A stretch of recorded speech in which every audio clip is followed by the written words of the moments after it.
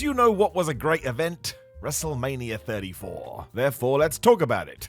That's right. That's the intro. I am also Simon from What Culture, and please do hit that subscribe button. And here's 10 fascinating WWE facts about the event that I just mentioned. Number 10, Aiden English's quick cut. Aiden English is the master of maximizing your minutes. No matter what WWE gave him, he made it work, which is why it was ridiculous they let him go. Dude could do anything you asked. It was crazy at WrestleMania 34 where he pulled double duty, first appearing in the Andre the Giant Battle Royal during the pre-show, before coming out with Rusev as a part of Rusev Day, as the Bulgarian Brute was going to take on Randy Orton, Bobby Roode, and Jinder Mahal. Don't forget that the Day of Rusev worked so well in part because of Aiden's contributions, and here he got everyone talking because between round 1 and round 2, he had shaved his head. It was such a unique way to get the audience talking and set up a fresh coat of paint for the upcoming year.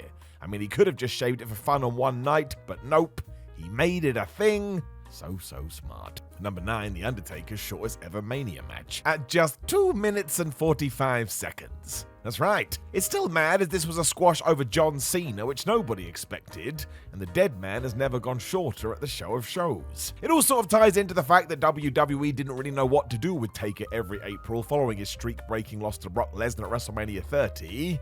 They just had fun with it, I suppose. The real fascinating stat is even when he squashed Jimmy Snuka at Mania 7, it went over 4 minutes, and even after the Lesnar loss, his matches versus Shane McMahon, Roman Reigns, and Bray Wyatt got extended running periods. So I guess this one was done to surprise the audience. Not that I minded. There's always space for a little bit of a shock on a card like this. It's fun.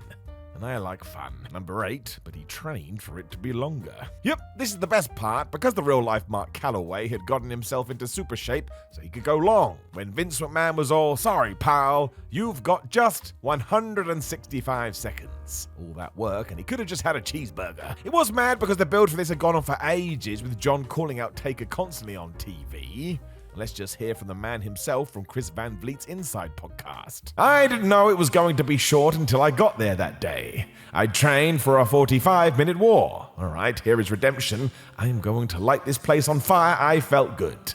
Then Vince calls me into his office. He goes, okay, it's going to be about 5 minutes, and you're gonna squash him." So that sort of sucks. The Phenom wanted the chance to really remind fans he could go, and then he got McMahon.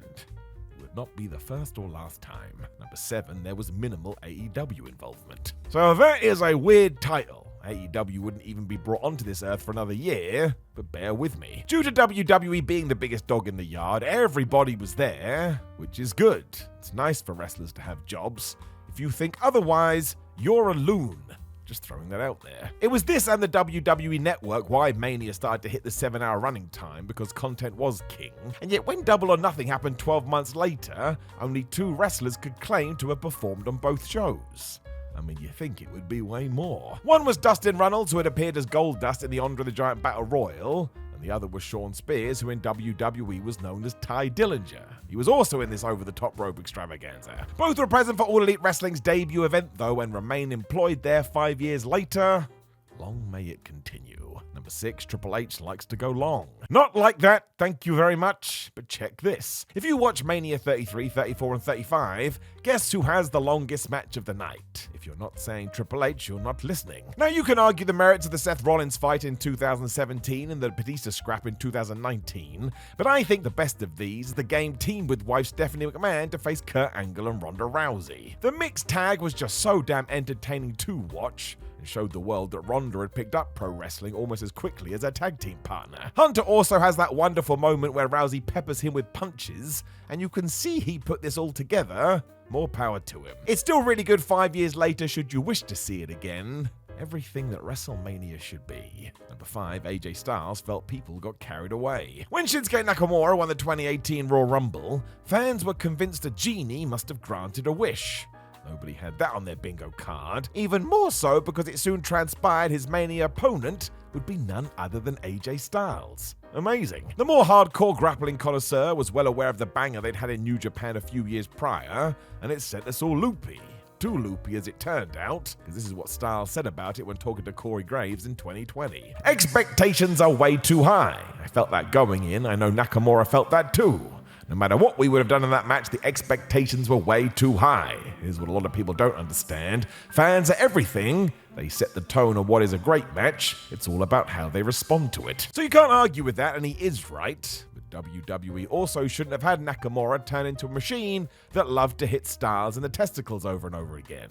That is genuinely the direction the feud went in. It is actually way better if you go back to it now too, because your expectations will be lower. So yeah, fair play, AJ. You are correct. Number 4, a first for a former champion. So this one isn't a great fact, but hey, it's true. Bray Wyatt was the first ever world champion to defend his title on one Mania, only to get to the next show of shows, be good to go, and yet be totally absent from the card. Sucks. This had happened with the likes of Steve Austin, Kurt Angle, Ric Flair, Shawn Michaels, and Psycho Sid, but they had either left the WWE or were out with an injury. The same cannot be said for the Eater of Worlds, who lost the WWE title to Randy Orton at 33 and was just a helper at 34, where he assisted tag team partner Matt Hardy in the armbar. He missed 34 too before returning in 2020 for what is probably his magnum opus. The Firefly Funhouse is likely the most creative match in the history sports entertainment. Number 3, Dean Ambrose misses Mania for the first time. Mr. Consistent from the day The Shield debuted in 2012, the then Dean Ambrose barely missed any shows until he tore his tricep in late 2017. It was a hell of a run. It did mean he missed WrestleMania 34 before being back involved with the big pay-per-views at SummerSlam 2018, and then Royal Rumble 2019, before he left the company altogether. Whoops. Throughout all this, WWE was desperate for the soon-to-be Jon Moxley to change his mind, even doing a quick reunion with Roman Reigns and Seth Rollins as a make-good. It did not work. It meant he wasn't involved at Mania 35, which was a night where Rollins and Reigns had great success, but it was all good. Mox was about to hit new heights, and look at him now, man. He's gone so high, I don't think he's ever going to come back to WWE. I really mean it. Number 2, the New Japan presence. WrestleMania 34 was a period where WWE just wanted a load of dudes from New Japan. It was cool. We've talked about AJ Styles and Shinsuke Nakamura and how that all tied in, but due to this, there were a lot of their former colleagues also hanging out in New Orleans that weekend. Nakamura was posting pictures of old friends Tomohiro Ishii and Kazuchika Okada, and a few days later we learned that Hiroshi Tanahashi and Minoru Suzuki were in attendance too. Given NJPW was flying high, all of a sudden talk of a forbidden door being open started, but that was just Reddit chat.